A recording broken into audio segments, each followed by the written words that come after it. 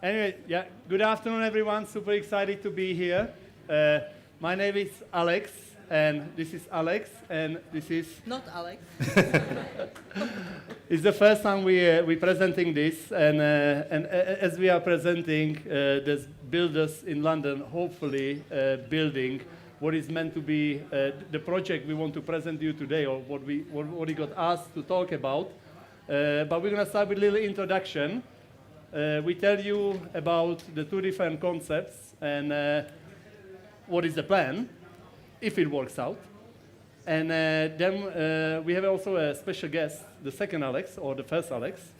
and he's gonna give us a little insight into how I personally believe bars will be designed in a very near future. My name is Alex. I used to run a small hotel bar in London. I quit 3 years ago to experience how wonderful and incredibly stressful it is to be your own boss. But if you ask me again, I would do it 100 times over and over and start from absolutely from zero. This is Monica, my business partner and the partner in crime. The real boss. No, I'm kidding. The real boss. And our special guest today is Alex Ruas, the owner and founder of a Norwegian design studio called Behind Bars. And the reason why we have Alex today is because he's a very good friend of ours. He's a partner in the project, and he's the one who's helping to bring our dreams to life. He probably hates us by now, but when we say we're going to Madrid, he kindly agreed to come and join. We have a bartending background. We've been, all of us actually, in the bars for most of our life, but we kind of ended up in slightly different paths. I think a lot of people, they ask us, why did we choose London? And I think there's a very simple answer to that, and then there's the more complicated answer to that. The simple answer, obviously, is because that's where we live. So the commute is quite nice. We can actually do it on a bicycle. The more complex answer is obviously because London is such a competitive, indulgent bar, restaurant city, and you really sometimes just want to be part of that, because London is a very welcoming city when it comes to people wanting to go there and be the best that they can be. It can be drinks, it can be food, it can be anything, but you really become part of this kind of wider community that is very welcoming. And for us, it was always the city where we felt that we could do what we want to do. London has a very long and very strong a history of cocktail bars, of cocktails, of going out, as many other countries also have, but we just felt that our concept really would fit there. It's been a very long journey. I think London is also much more than many other cities. It's a very business challenging cities. Things takes a lot of time, and I think for us it's now been a journey of 3 years. We never imagined that it would take us 3 years and literally all the money we have to be able to open this bar, but that's where we are. So just to give you some kind of reference points, I left my job 4 years ago. Alex left his job 3 years ago, and that's when we started this whole process. We had this very firm vision of what we wanted to do, and we've been looking for a venue that suited that. When we found the venue, which is, I think, a surprise for many perhaps, 1.5 years ago, we started the uphill battle of getting all the licenses and permits that we needed. And it took us 11 months. Yes. In November, actually, last year. It took us 11 months, and I don't even want to tell you how many tens of thousands of pounds in legal fees. because we are in a special policy area, but we also wanted to do things the right way, because you don't want to invest your whole dream and life into something then that someone can take away from you because you didn't follow the rules. And then, yeah. I think, Yeah? yeah, I mean, London is a big motherfucker when it comes to opening a bar, especially if it's your first venue.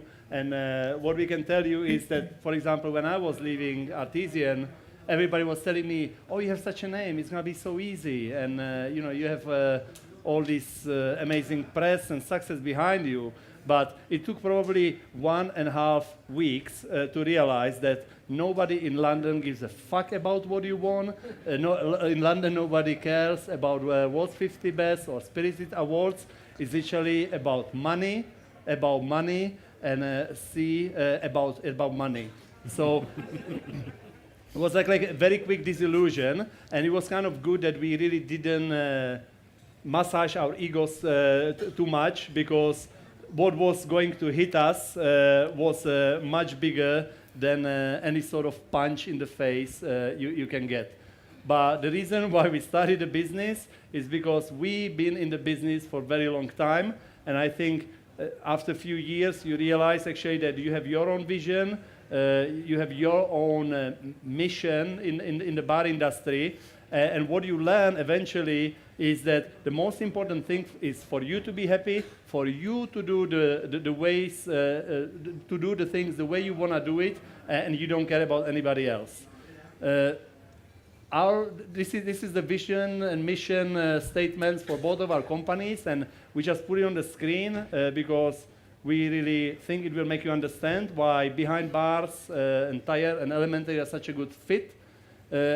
Our vision, speaking on behalf of Tayēr, is to serve inspired, delicious drinks and food fast. Personally, ourselves, we believe that the biggest challenge of the cocktail industry and cocktail business is the speed and efficiency. We're now employing 3 times more people for a setup than we done 20 years ago. The people work perhaps 5 times more every day just to set up for the bar. But then the sort of output we are putting out, thinking financially, is pretty much the same. So for us, it's about trying to do a slightly different way, because we really enjoy doing things differently, how we can design bar, how we can manage it, how we can operate it while serving delicious drinks. And Alex probably is going to tell you a little bit about his company and what he does. Just to show you how we tie it together. Great. The vision in Behind Bars is first is to challenge the industry through innovative processes and creative approach. In the past, when we were opening new bars, we encountered a lot of challenges where we went through a kitchen design company will design your bar. You had a lot of great ideas, but you were talking with people that not actually had understanding of what we were wanting to have. So normally what we ended up with was a bar that I wish it was a little bit different.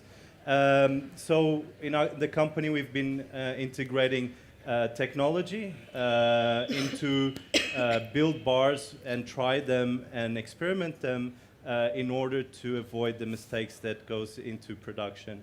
Our mission is basically to improve the serving experience by creating functional furniture. So it's only not functional, but we also want to enhance business performance and think about ergonomics and also push the creativity of the bartenders using the space.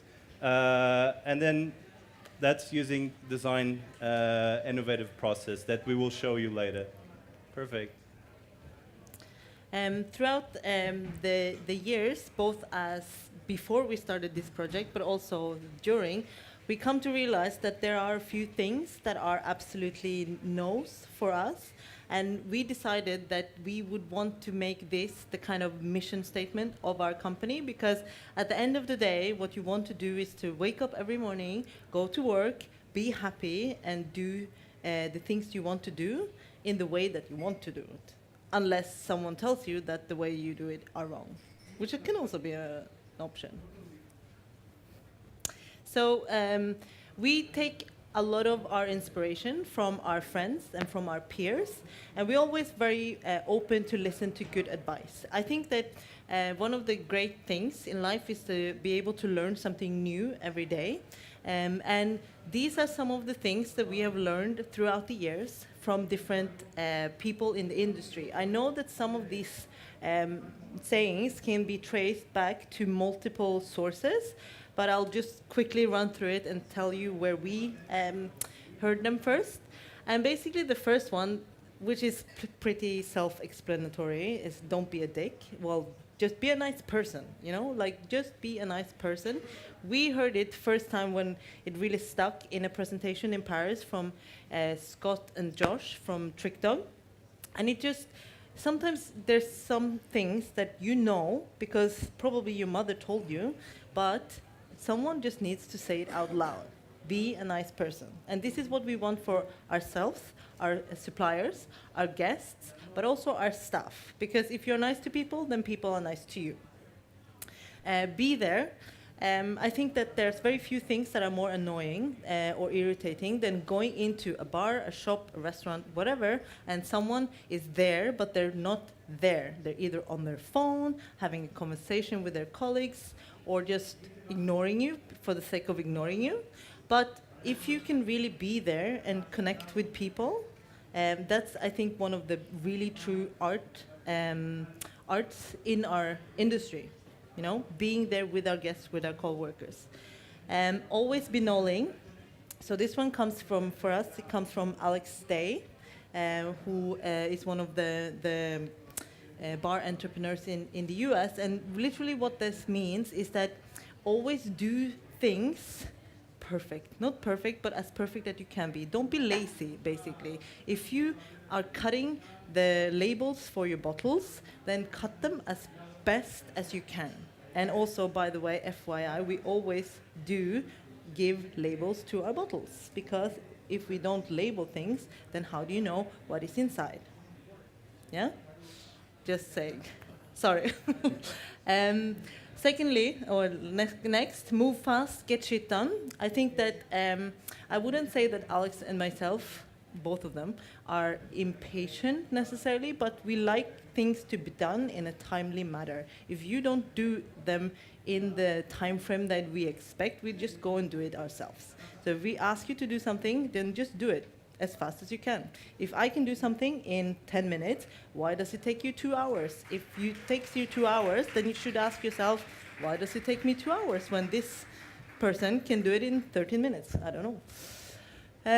Trash is for tossers. I think that you have to always understand that the value of things, the value of your ingredients, of your producers, of your co-workers, everything that is inside your bar, restaurant, venue costs money. Someone has to pay for it. So when you are looking at your lemon, how many ways can you actually use that lemon for something? You can use the peel, you can use the juice, you can use the leftovers, you can use it in many different ways. If you just juice the lemon and throw away the rest, it's pretty wasteful. Or if you are every day squeezing 1 kilo limes and every day throwing away 500 kilo of lemon juice, then something is wrong. You're being lazy and you're being wasteful.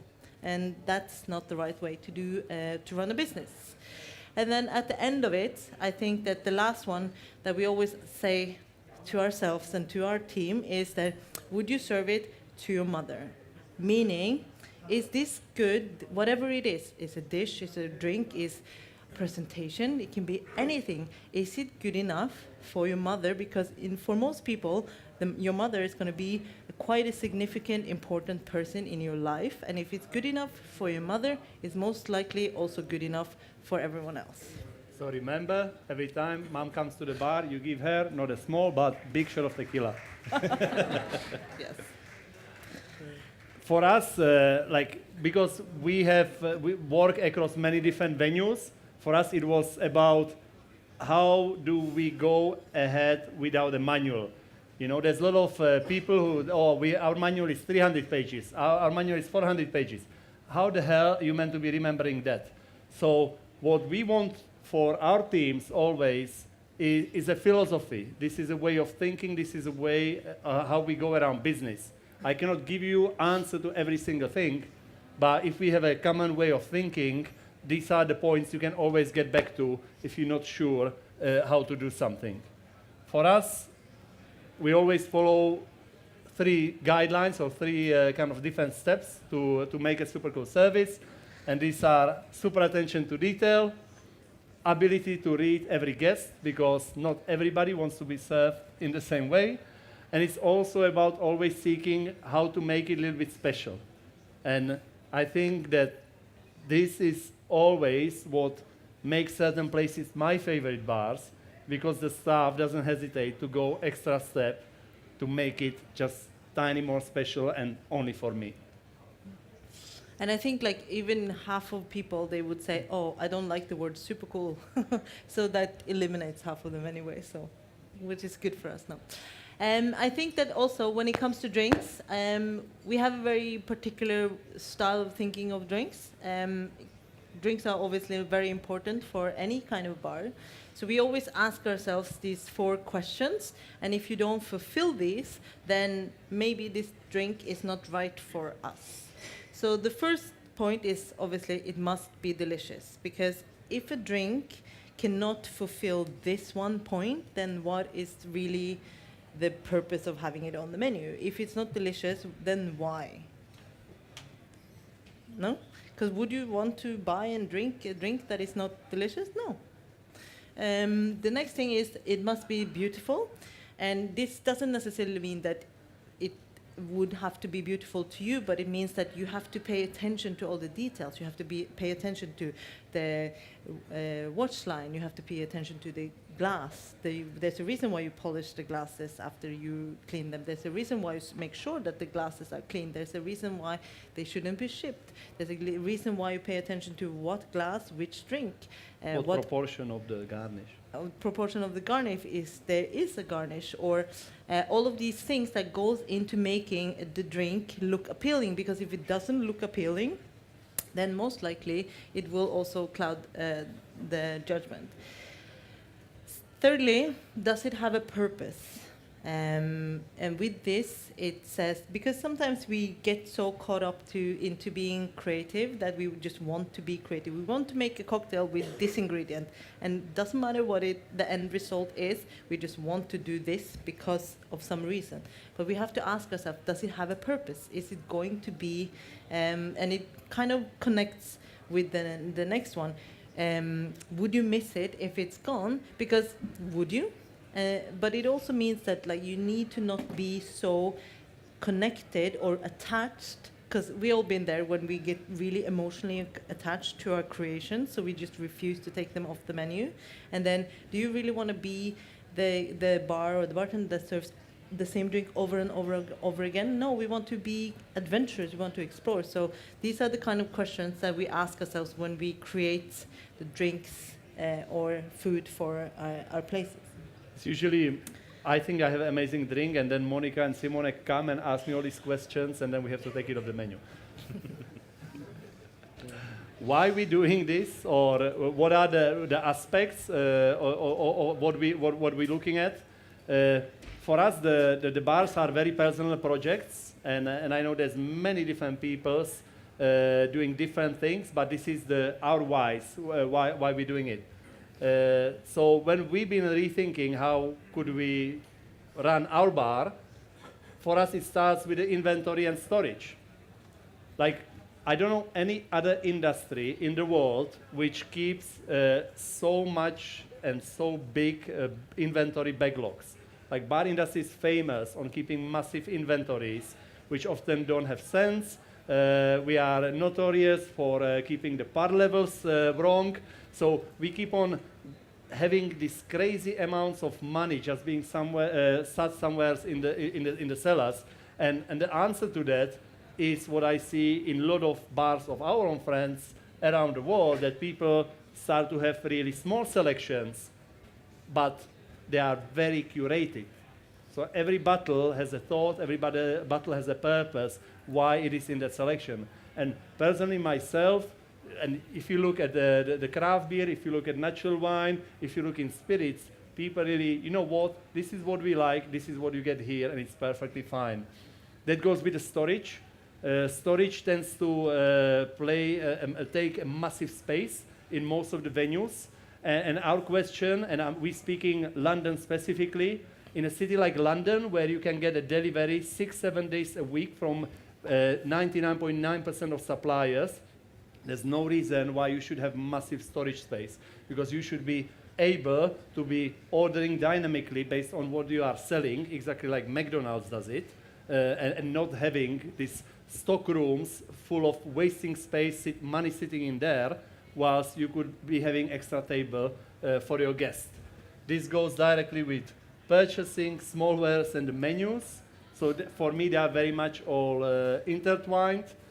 We decided not to be working with a lot of the brands, but we rather go and we work directly with the suppliers to create the basic house brands, because we just feel it makes so much more sense, both commercially and profit-wise. And I know there's many other benefits what brands can give you, but for me, and as we are really hard learning as a team, 10,000 euro coverage in the media is really nice, but there's no way you can take it and put it on the bottom line.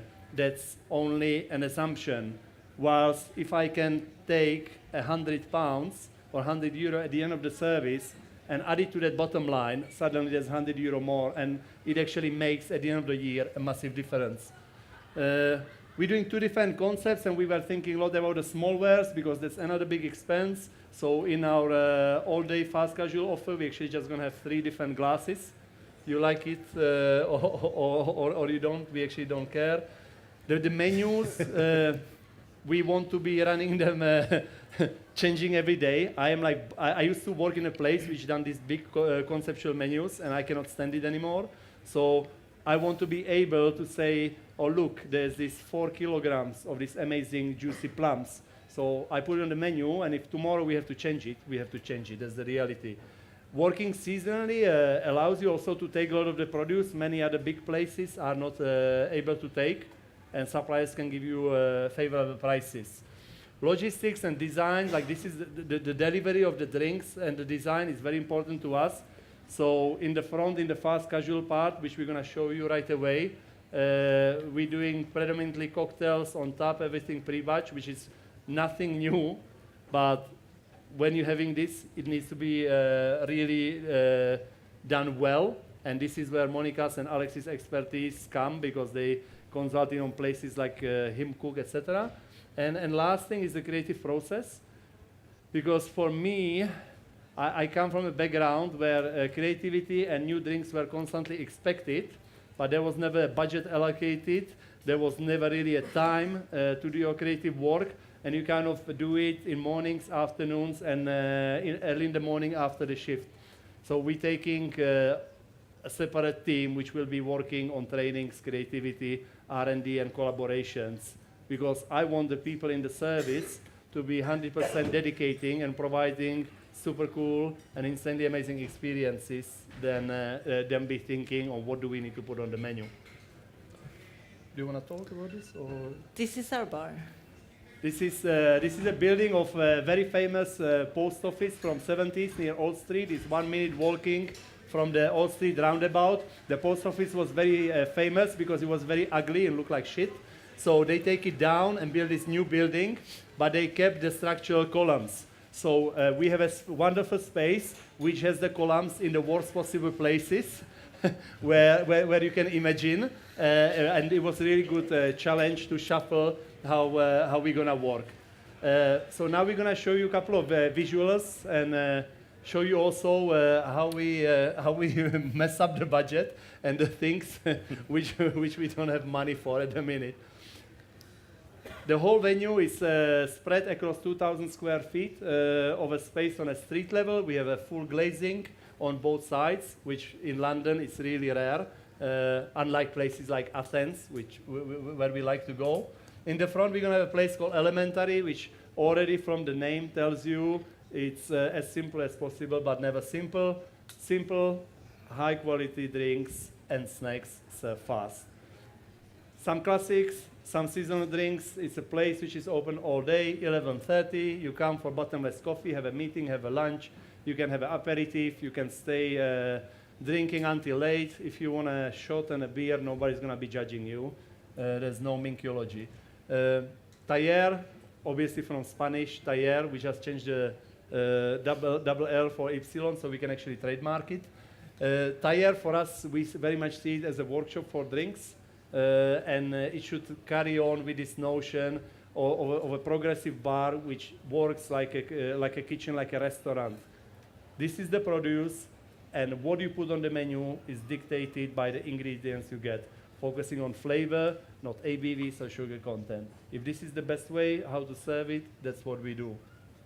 And last not least, Outhink, which is our R&D space to run all the trainings and things I told you about. This is the front space, one very simple communal bar. You see the beautiful chandelier, so that's one of the things we actually don't have money for. You also see the terrazzo floor, and when we actually got into the building, we realized there's not enough space for terrazzo, so it's also not going to be there, but we're building it. The table is going to be there, and the table is going to be there. The table we've seen is being not. made.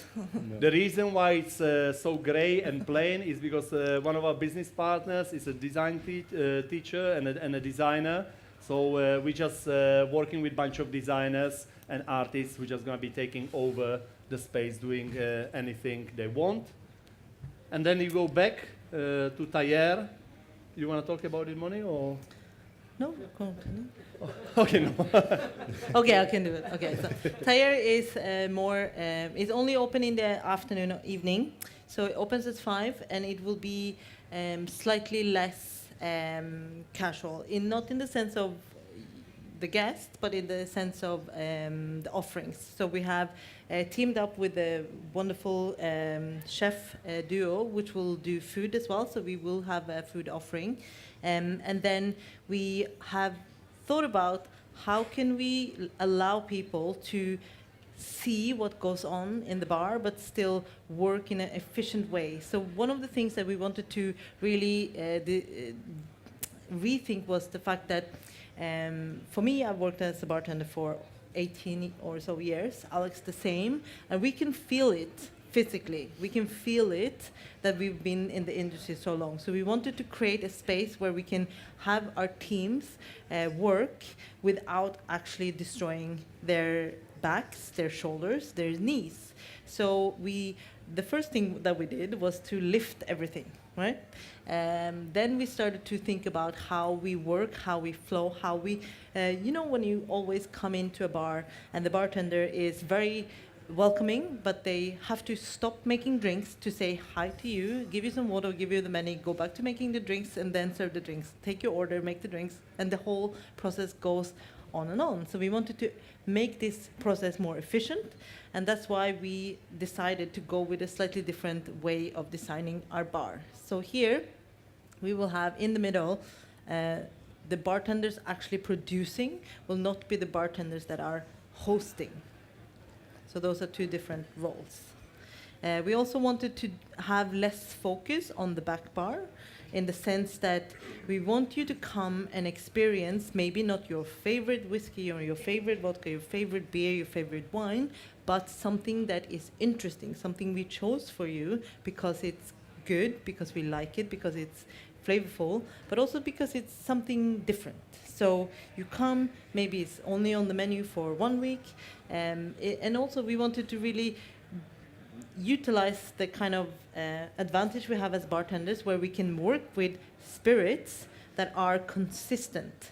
Well, most of the time anyway, consistent, but we can also take all the seasonality, all the ingredients, all the farms that are around London, all the small producers that makes beer, sake, kombucha, all of these things, and really get the best from both worlds. So we wanted to be able to be flexible, so we can buy, like Alex says, buy these small parts of from farmers or from producers that nobody else can, and we also want to work with big brands that we like. So we just want to kind of make this bar all about flavor and less about what's on the label, less about all of these stigmas. It's probably very much about focusing on what's in the glass, what's in your plate, rather than what's in the labels. I'm not sure if you, but I sat in many spirit tastings which were conducted by a brand, and I was like, oh my God, yeah, how come I didn't know that I love your brand so much?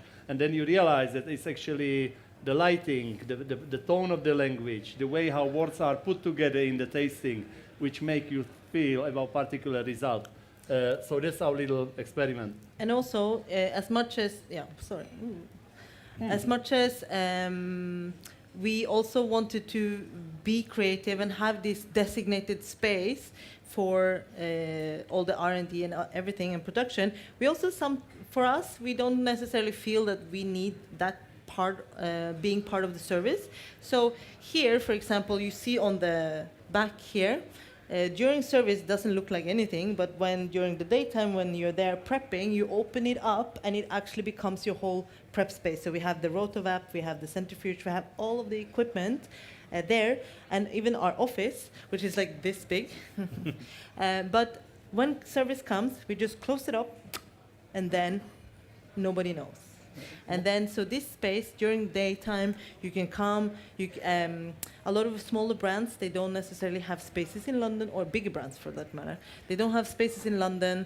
We are very strategically well placed, east-west. So you can come, you can do tastings, you can do whatever you want. And then when it comes to service, you just.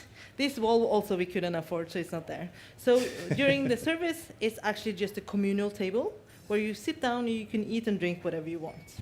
So the only thing that you kind of have, we force you to in our space, which is a very London thing, is that you have to interact with other people, which, I mean, is not a bad thing, really. It's like Tinder before Tinder.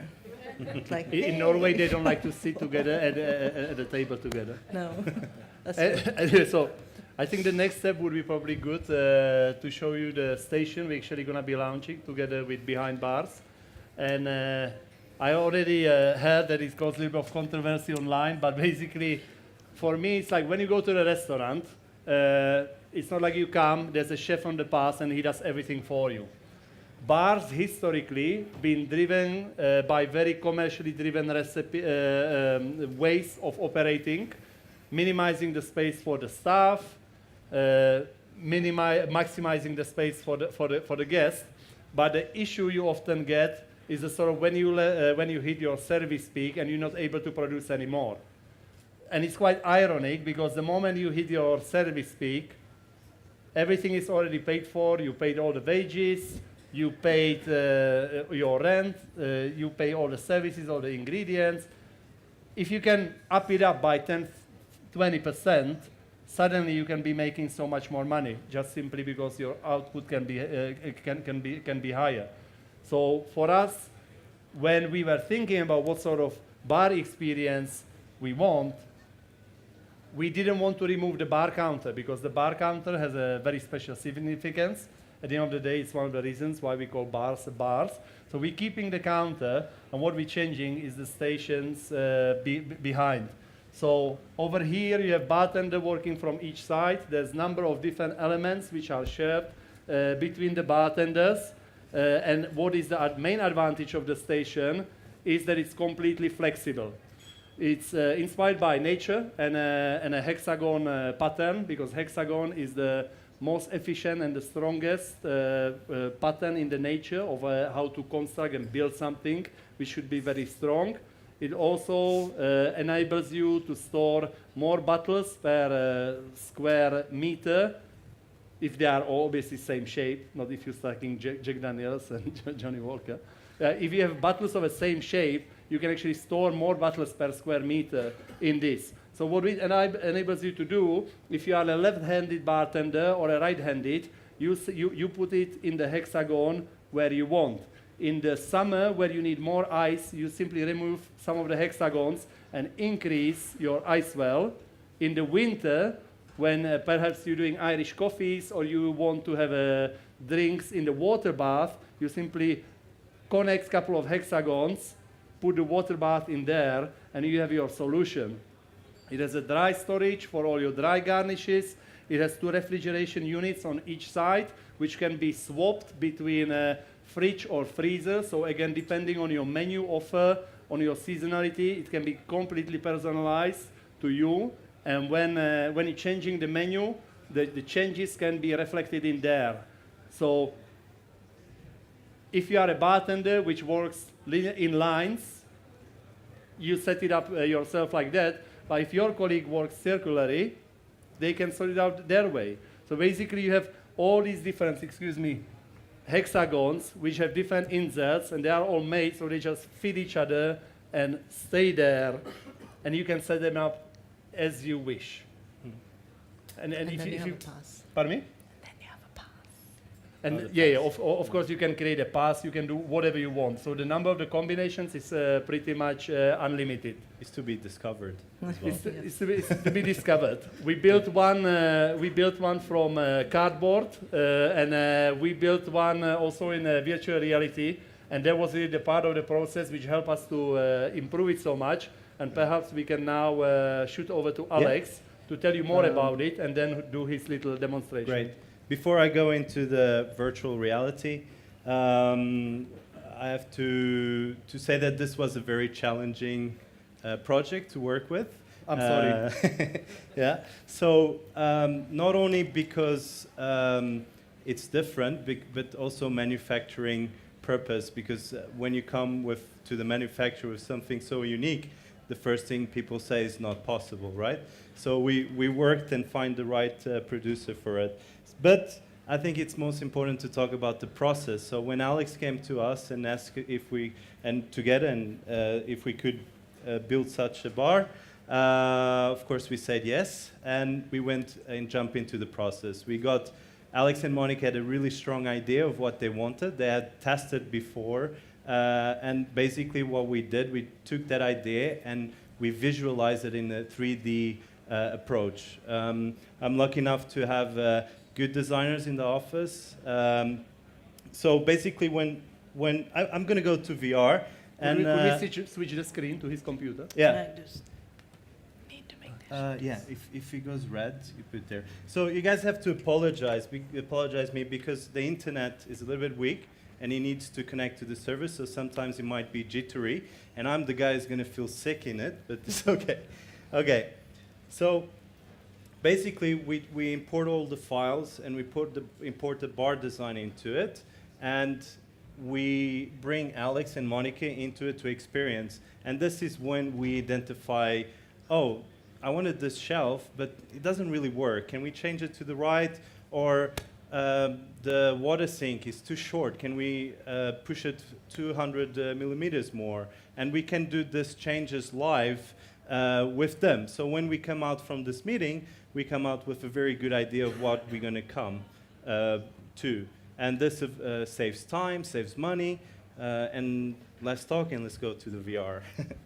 It was quite incredible for my personal experience, what a different result we got at the end If of I the walk too VR much, save me, from the point where we started.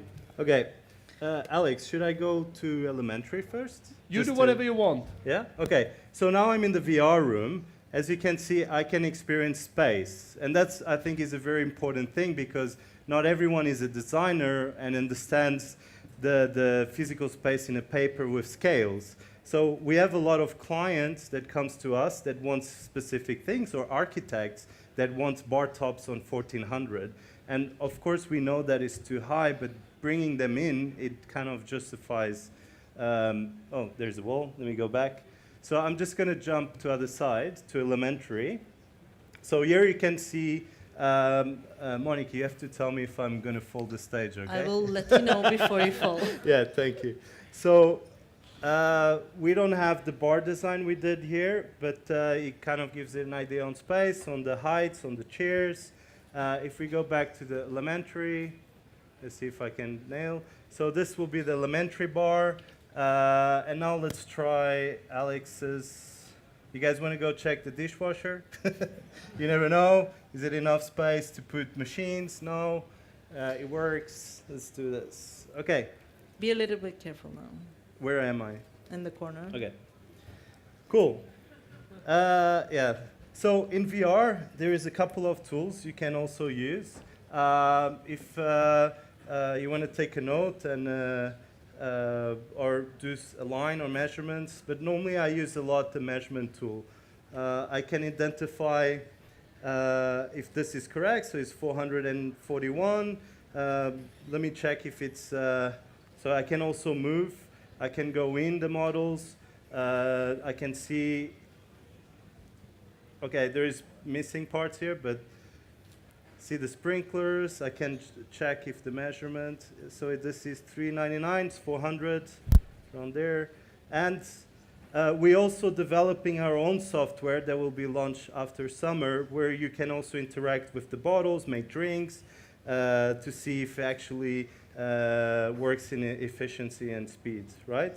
So here is an example. You can play a little bit. The ice works, the glass, the bottle, the garnish. Unfortunately, I can't change this for you because this is stagnant. Alex loves to put oranges everywhere. So Yeah. everywhere in the VR we have oranges. And Simone now it says it's Chinotto, not orange. Yeah, it's the Negroni. Good. And I think that also what is really an advantage here is that what Alex didn't mention is that when you have this setup, we can be in London and we can just go inside. We can have a meeting. Yeah, so we are still... Sorry. We are still developing the software, but it's going to be a behind bars platform that you can use, download it online, or hopefully we will have a stationery in Tayēr where we can invite clients to go visit them. We have our office in Oslo. Our architect will go into the VR system.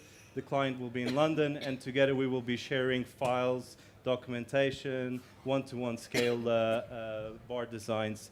So we kind of breaking that barrier of clients in long distance. We also will have an online catalog on the VR that you can customize your bar through that process.